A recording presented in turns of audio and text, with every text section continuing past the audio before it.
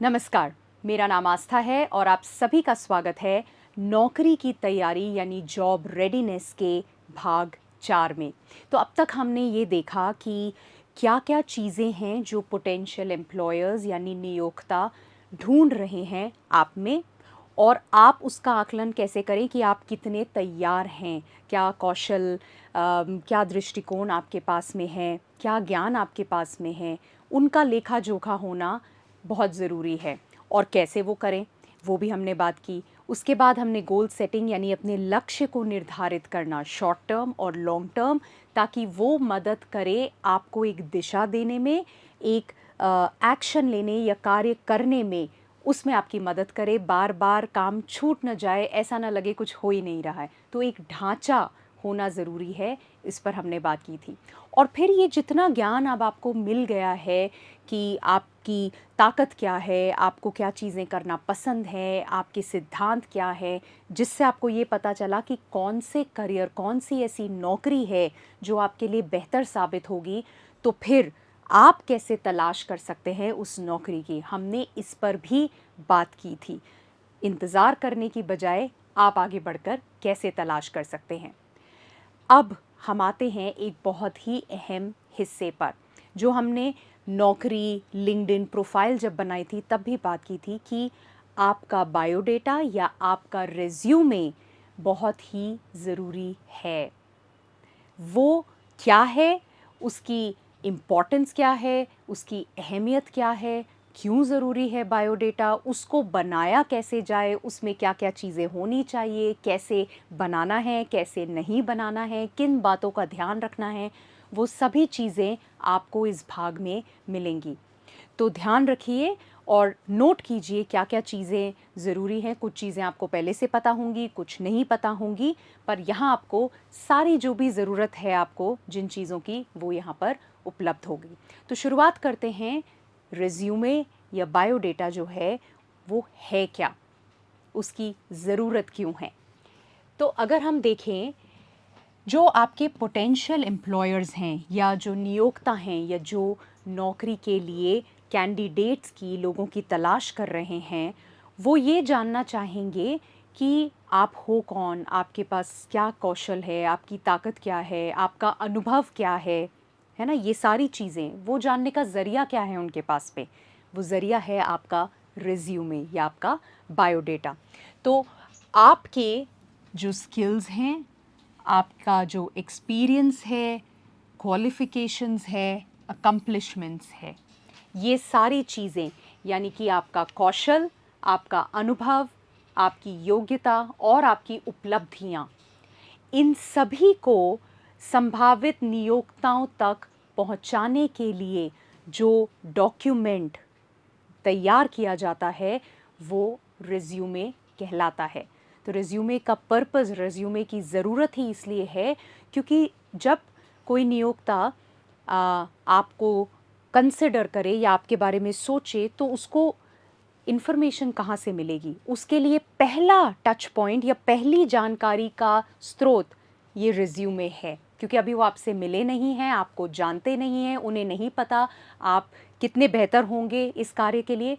Resume या biodata आपका पहला पॉइंट है जिससे वो आपके बारे में जानते हैं। तो सारी की सारी जो ज़रूरत की जानकारी है, वो इस बायोडेटा के अंदर, इस रिज्यूमे में आप उन्हें उपलब्ध कराते हैं। आप ये दिखाते हैं इस बायोडेटा के माध्यम से कि आप किसी भी नौकरी या किसी पद के लिए क्यों चुने जाने चाहिए, आप क्यों उपयुक्त हैं, क्यों आपको लिया जाए, क्यों चुना जाए, कैसे आप सूटेबल हैं, वो पता चलता है आपके रिज्यूमे से, आपके बायोडेटा से। तो आप यहाँ क्या करते हैं, खाली उद्देश्य ये नहीं है कि सारा ज्ञान, सारी इन्फॉर्मेशन भर देते हैं यहाँ पर।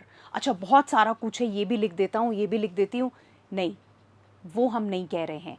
कैसे किया जाए उस पर हम बात करते हैं, क्योंकि बहुत कुछ इस रिज्यूमे, इस बायोडेटा से निकल कर आता है। वो अपना जो इम्प्रेशन है, आपसे मिलना है या नहीं मिलना है, वो भी इस रिज्यूमे या बायोडेटा से निर्धारित करते हैं। तो बहुत ही अहम और ख़ास डॉक्यूमेंट है ये। इसलिए हाईलाइट योर यूनिकनेस यानी अपनी विशिष्टता को उजागर करें। केवल जानकारी नहीं लिखनी है, सब कुछ नहीं भरना है, जितना कुछ है ज़िंदगी में सब लिख डालो, नहीं। आपकी खासियत क्या है ना, आप क्यों अलग है, विशिष्टता क्या है, वो उस पेपर से, उस डॉक्यूमेंट से निकल के बाहर आनी चाहिए। उसको पढ़ते ही उन्हें लगे अरे इस पद के लिए मुझे इस कैंडिडेट से मिलना ही है, ये हमारा उद्देश्य है इस डॉक्यूमेंट से। तो आपकी विशिष्टता यानी आपको क्या चीज़ें हैं जो बहुत ही खास बनाती हैं, एक बेहतरीन उम्मीदवार बनाती हैं इस पद के लिए, इस जॉब के लिए, ये है मतलब अपनी विशिष्टता को उजागर करने का। तो इसका मतलब क्या है? इसका मतलब ये है कि आपके पास कौशल है, आपके पास ताकत है, हो सकता है अनुभव भी है, लेकिन वो किस तरीके से सामने रखा जाए ताकि सामने वाले को ये लगे कि ये कैंडिडेट तो बहुत ही बढ़िया है, इसके पास अनुभव भी है, स्किल भी है, ये विशिष्ट है और इनको ज़रूर मिलना चाहिए इस पद के लिए। तो इसका मतलब ये है कि उस जानकारी को किस तरीके से प्रस्तुत किया जाए वो भी बहुत ज़रूरी है। तो उस पर अभी हम बात करेंगे। तो ये देखते हैं कि एक रिज्यूमे या बायोडेटा के खास एलिमेंट्स क्या हैं, क्या क्या चीज़ें हैं जो आपके बायोडेटा में होनी ही चाहिए, जिन्हें आप मिस नहीं कर सकते हो। तो सबसे पहले कॉन्टैक्ट इन्फॉर्मेशन, यानी कि आपसे वो संपर्क कहाँ करें। तो उसके अंदर क्या आता है? उसके अंदर दो चीज़ें आती हैं, आपका ईमेल आईडी और आपका फ़ोन नंबर, मोबाइल नंबर हो सकता है या जो भी। अब ये जो दोनों चीज़ें हैं, इसमें ये जानने की बात है कि जो आपका ईमेल आईडी है वो प्रोफेशनल होना चाहिए। कई बार होता है ना कि crazyme@gmail.com, crazyastha@gmail.com, हमने मस्ती में एक फ़नी सा मस्त सा ईमेल आईडी बना रखा है। अब सोच के देखिए, हम नौकरी के लिए अप्लाई कर रहे हैं और एक आईडी इस तरह का आ रहा है, गलत नहीं है, पर एक इम्प्रेशन की हम बात कर रहे हैं, हर चीज़ आपके बारे में कुछ ना कुछ बताती है। तो एक प्रोफेशनल ईमेल आईडी सबसे आसान है, यदि आप अपने नाम को ही लेकर के ईमेल आईडी बना सकें, अगर ऑलरेडी है तो बहुत बढ़िया, नहीं तो एक ईमेल आईडी क्रिएट करें जो, तो astha.tatia@gmail.com। अगर वो ऑलरेडी बना हुआ है, आपके पास अवेलेबल नहीं है, तो उसके आगे कोई नंबर लगा सकते हैं, डेट ऑफ बर्थ हो गई या जो भी है, astha.tatia12@gmail.com। तो ऐसा कुछ कॉम्बिनेशन ढूंढते हुए आप एक ईमेल आईडी बना सकते हैं जो कि प्रोफेशनल लगे, अच्छा लगे। साथ ही आप जो मोबाइल नंबर वहाँ दे रहे हैं वो सही होना चाहिए, गलत नंबर मत दीजिए, और नंबर ऐसा दीजिए जो आपको पता है कि उठाया जाएगा। यदि आपका मोबाइल नंबर है, बहुत बढ़िया, अगर आप किसी और का दे रहे हैं तो मेक श्योर वो जिसका दे रहे हैं वो उठाएंगे और वो रिप्रेजेंट अच्छे से कर पाएँ या आप तक वो बात पहुंचा पाएँ। ऐसा ना हो कि वो फ़ोन उठ ही नहीं रहा है, कोई आपसे कनेक्ट करना चाह रहा है, आपसे बातचीत करना चाह रहा है और नंबर जो दिया है वो लगता ही नहीं है या फिर सामने वाला उठाता ही नहीं है। तो ये बहुत ज़रूरी चीज़ें हैं आपके कॉन्टैक्ट या संपर्क की जो जानकारी है उसके अंदर। दूसरा आ जाता है आपका ऑब्जेक्टिव स्टेटमेंट, यानी आपका एक स्टेटमेंट आपने अक्सर देखा होगा, वो स्टेटमेंट होता है आपका उद्देश्य क्या है, आप उस पद के लिए क्यों अप्लाई कर रहे हैं, क्यों आवेदन कर रहे हैं उस नौकरी के लिए। तो आपका उद्देश्य क्या है, इस कंपनी में कार्य करने के पीछे आपका उद्देश्य क्या है, क्यों करना चाहते हैं। तो एक जो ये स्टेटमेंट होता है, एक जो ये कथन यहाँ पर है, बहुत लंबा नहीं चाहिए, पैराग्राफ मत लिखिए लंबे चौड़े जिसमें आप कुछ भी लिखते जा रहे हैं, किसी के पास वक्त नहीं है पढ़ने का और अटेंशन स्पैन बहुत कम होता है। आप भी देखते हैं 5 सेकंड बाद तो ऐसा लगता है बस। तो एक सेंटेंस जो कि पावरफुल हो, बहुत कुछ गढ़ा कर नहीं लिखना है, सीधा सीधा सिंपल, जिससे ये पता चले कि आप वास्तव में क्या चाहते हैं। बनावटी ना करें, उसे दिल से जो आप चाहते हैं वो लिखें, पर अच्छे से लिखा हुआ होना चाहिए, है ना। आपके बारे में वो बहुत कुछ बोलता है, तो वो स्टेटमेंट आपकी बायोडेटा में, रिज्यूमे में बहुत ज़रूरी है। उसके बाद आ जाते हैं आपके स्किल्स, आपका work experience, education, certification, trainings. तो आपके क्या क्या कौशल हैं, अब ये बहुत ज़रूरी है क्योंकि जिस भी नौकरी के लिए आप आवेदन कर रहे हैं आपके पास स्किल्स हैं, और स्किल्स हम दोनों स्किल की बात कर रहे हैं। याद है हमने जब एकदम शुरू में बात की थी, एक होते हैं नॉलेज या ज्ञान, हार्ड स्किल्स, यानी उस नौकरी को, उस रोल को निभाने के लिए कुछ ऐसे कौशल हैं, ऐसा ज्ञान है जो बहुत ज़रूरी है, जिसके बिना वो कार्य हो ही नहीं सकता, है ना। तो वो वाले स्किल्स भी आने चाहिए कि आपको कौन से ऐसे स्किल्स हैं, कौन सा ऐसा कौशल है जिसमें आपको अनुभव है कार्य करने का, किसी भी तरीके से, पर्सनल लाइफ में भी हो सकता है, लेकिन वो क्या अनुभव है, ताकि रेलेवेंट हो कि हाँ इस पद के लिए इनके पास ये कौशल है। और साथ ही में जो दूसरे सॉफ्ट स्किल्स होते हैं, यानी जो हमने कहा था आप मेल जोल कैसे बढ़ाते हैं, बातचीत कैसे करते हैं, लीडरशिप है क्या, है ना, प्रॉब्लम सॉल्विंग है क्या, कम्युनिकेशन अच्छा है, संचार अच्छा है, तो वो कौन से स्किल्स हैं वो भी यहाँ आएंगे। जितने स्किल्स, जितने कौशल उस रोल या उस नौकरी के लिए रेलेवेंट हैं, मायने रखते हैं वहाँ फ़ायदेमंद होंगे, वहाँ यूज़फुल होंगे, उन सभी को यहाँ लिखिए। लेकिन ये भी ध्यान रखिए कि अगर ऐसे भी हैं, मुझे सिलाई आती है, बुनाई आती है, या मैं गाता बहुत अच्छा हूँ, लेकिन उस कार्य के लिए उसका कोई लेना देना नहीं है, तो यहाँ लिखने का उसको कोई मतलब नहीं है। उसको यहाँ लिखने का कोई मतलब नहीं है। एक लिस्ट बनाना यहाँ उद्देश्य नहीं है हमारा कि कितने स्किल्स यहाँ दे सकूँ, उतना ही अच्छा लगेगा, नहीं। जो रेलेवेंट है, जो नियोक्ता पढ़ते ही कहे कि हाँ ये तो हमें चाहिए, ये बहुत ज़रूरी है ना, वो ज़रूरी है। और साथ ही आप चाहें तो अपनी वैल्यूज़ भी यहाँ लिख सकते हैं, आपके जो सिद्धांत हैं। तो अगर आप ऑनेस्ट हैं, फिर से एक बार बार बार बोलूँगी, झूठ नहीं बोलना है हमें, हमें केवल दिखाने के लिए ये अच्छा लगेगा लिख दें मत करना। जो आप दिल से महसूस करते हैं, जिनको आप वास्तव में बहुत ताकत के साथ आप समझते हैं कि आपके पास है और जिसको आप फॉलो करते हैं, वही यहाँ पर लिखिएगा, क्योंकि झूठ पकड़ा जाता है ना। आप उसका उत्तर नहीं दे पाएँ आगे, जब इंटरव्यू हो या उस पर बातचीत हो, तो आप बोल नहीं पाएँ, या आपके अंदर से वो कॉन्विक्शन, वो पैशन नहीं आए, मज़ा नहीं आएगा।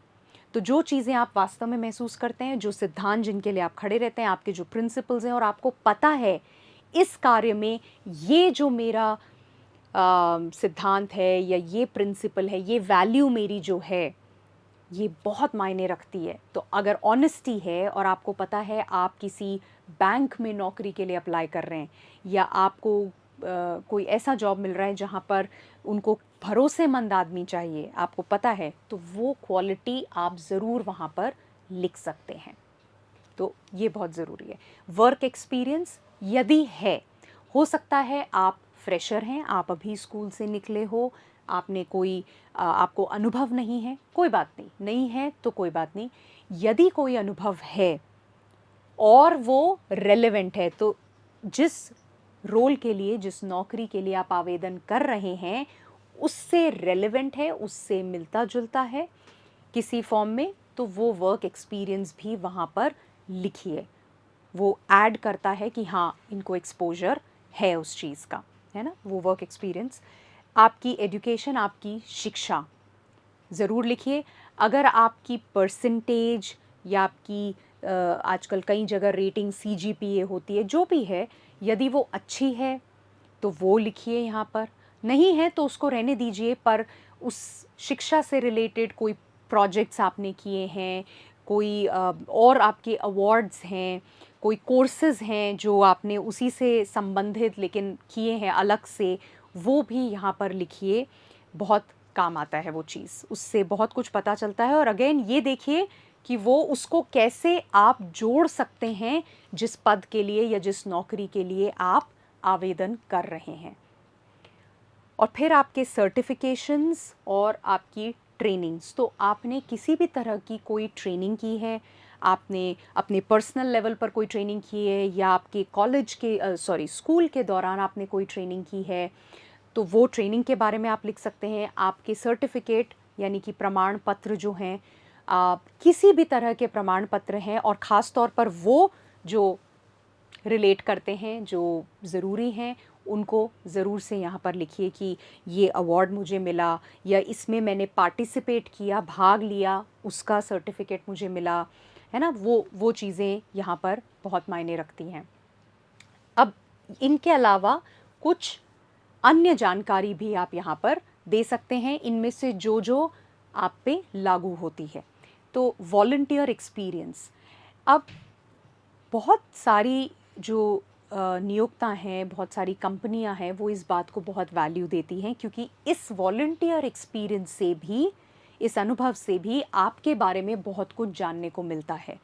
तो जिस भी तरह की कोई दान दक्षिणा, कोई समाज सेवी कार्य आपने किया है, आपने किसी जगह को साफ सफाई करने के अभियान में भाग लिया, आपने किसी मैराथन में भाग लिया, आपने बच्चों को किसी बस्ती के अंदर बच्चों को पढ़ाने का जो एक कार्यक्रम था या मिशन था, उसमें हिस्सा लिया, या आप निरंतर तौर पर जाकर के खाना कंबलें बांटने का जो अभियान है उनके साथ जुड़े हैं और वो उसमें आप भाग लेते रहते हैं।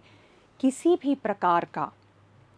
प्रकार का जो वॉलंटियर एक्सपीरियंस है, सेवा, स्वयं सेवी कोई अनुभव है, वो अगर है, चाहे आपके स्कूल के लेवल पे है, पर्सनली है, किसी के साथ जुड़ के, किसी ऑर्गेनाइजेशन एसोसिएशन के साथ जुड़ के है, वो आप यहाँ पर लिखें ज़रूर से, है ना। और ख़ास तौर पर अगर जिस रोल के लिए अप्लाई कर रहे हैं, ये मैं बार बार बोल रही हूँ क्योंकि अभी हम बात करेंगे, आपका जो रिज्यूमे है, बायोडेटा है, हर पोजीशन, हर नौकरी, हर रोल जिसके लिए आप आवेदन करेंगे, उसके लिए थोड़ा थोड़ा बदलेगा। कैसे, वो हम बात करेंगे, पर वो एक्सपीरियंस ज़रूर लिखिए, उसको बहुत वेटेज दी जाती है, उसको उसकी प्रशंसा की जाती है, और आपको नहीं पता कौन से नियोक्ता उसको किस तरह से लें। तो ये एक बहुत ही बढ़िया चीज़ है, ज़रूर से लिखिए। आपने कौन से प्रोजेक्ट्स किए हैं, चाहे वो आपकी पढ़ाई से संबंधित हैं या कोई अलग तरह के प्रोजेक्ट हैं, आप बिल्कुल उसके बारे में लिख सकते हैं। आपके कार्य का कोई सैंपल हो। अब मान लीजिए आपने कोई नौकरी नहीं की, लेकिन आपके स्कूल में आप पढ़ते पढ़ते आपको, मान लीजिए आप बहुत क्रिएटिव हैं, है ना, और आप ग्राफिक डिज़ाइनिंग करते रहे, आपने सर्च कर कर के सीख लिया कोई सॉफ्टवेयर के बारे में, और आप क्रिएटिव्स बना रहे हैं कैनवा के ऊपर, या वीडियोस कुछ एडिट कर रहे हैं। तो अगर आप और आपने ये देखा कि मेरा जो इंटरेस्ट है, कौशल भी है और मेरा इंटरेस्ट भी क्रिएटिव चीज़ों में है, तो मैं अप्लाई करना चाहता हूँ, आवेदन करना चाहता हूँ उस नौकरी के लिए।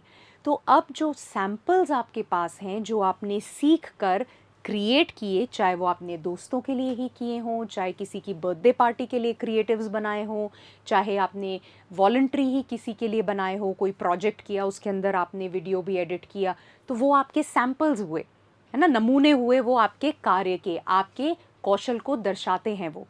तो वो जो सैम्पल्स हैं वो भी साथ में ज़रूर अटैच करें।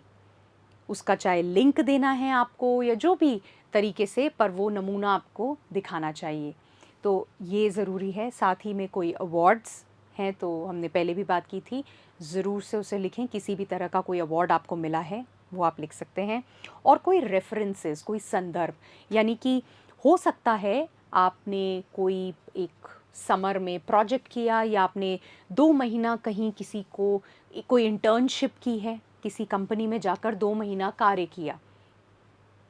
अब वो आपके लिए संदर्भ है, वो आपके लिए रेफरेंस है। वहाँ आपने कैसा कार्य किया, और अगर उसकी प्रशंसा हुई, उनको बहुत अच्छा लगा, तो जब आप किसी नौकरी के लिए अप्लाई कर रहे हैं, आवेदन कर रहे हैं, तो आप इस कंपनी का, जहाँ आपने वो प्रोजेक्ट किया, रेफरेंस या संदर्भ दे सकते हैं। इसका मतलब ये है कि ये जो कंपनी जो आपको देख रही है, वो उनसे बात कर सकती है और पता कर सकती है आपके बारे में कि आप कैसे कैंडिडेट हैं, कैसे उम्मीदवार हैं, किस तरह से कार्य करते हैं, क्या आपकी ये जो स्किल्स हैं, कौशल है जो आप कह रहे हैं, क्या वास्तव में है।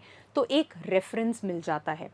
ये एक बहुत स्ट्रॉन्ग पॉइंट होता है, बहुत ही अहम चीज़ है। तो कोई ऐसा रेफ़रेंस है, चाहे आपने कहीं कार्य किया है, चाहे कोई है जो आपको जानता है, आपको सराहता है, और ख़ास तौर पर अगर ऐसे लोग हैं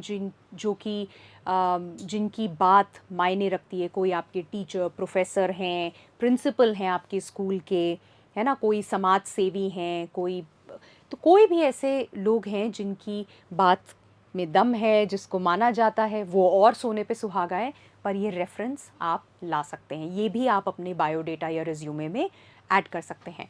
तो ये सारी चीज़ें, यानी आपके संपर्क की जानकारी, आपका उद्देश्य वाला स्टेटमेंट जो है, एक बयान, आपका कौशल, आपका कोई भी कार्य का अनुभव अगर है तो आपकी शिक्षा, आपका प्रमाण पत्र और प्रशिक्षण, कोई ट्रेनिंग्स अगर आपने की है, और ये अतिरिक्त जानकारी जो लागू होती है, वो आप अपने बायोडेटा या अपने रिज्यूमे में डाल सकते हैं।